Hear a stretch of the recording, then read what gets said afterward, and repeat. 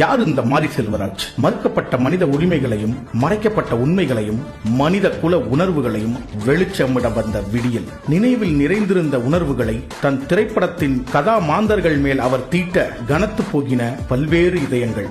இவரின் படைப்புகள் எல்லாம் வரலாற்று உண்மைகளை உரித்து காட்டியது.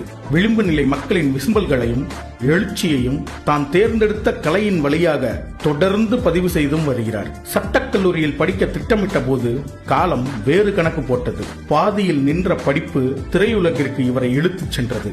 திரைத்துறையில் பல்வேறு இயக்குநர்கள் இருந்தாலும் ஒரு சிலர் மட்டுமே முக்கியமானவர்களாக பார்க்கப்படுகின்றனர். காரணம், மூடப்பட்ட உண்மைகளை அவிழ்த்து உரிமையை நிலைநாட்ட வந்த உயர்ந்த மனிதர்தான் இந்த மாரி செல்வராஜ். பரியேறும் பெருமாள், கர்ணன், மாமன்னன், வாழை, பைசன் என தான் இயக்கிய திரைப்படங்களில் தனக்கான ஒரு தனி திரைமொழியை பயன்படுத்தி தமிழ் சினிமாவில் தனக்கென ஒரு தனி முத்திரையை படைத்தவர்தான் இந்த மாரி செல்வராஜ்.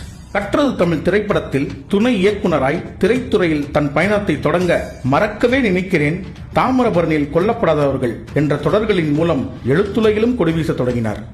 இவரின் சிந்தனைகள் எல்லாம் ஒடுக்கப்பட்ட மக்களின் குரலை வெளிக்கொணர ஒரு கர்ஜிக்கும் குரலாய் உருவெடுத்து மனித உணர்வுகளோடு கலந்த வழிகளை படங்களாக்கி பல விருதுகளை வென்ற இந்த மாரி செல்வராஜ் வெறும் பெயர் மட்டுமல்ல, மனிதர்களின் உணர்வு.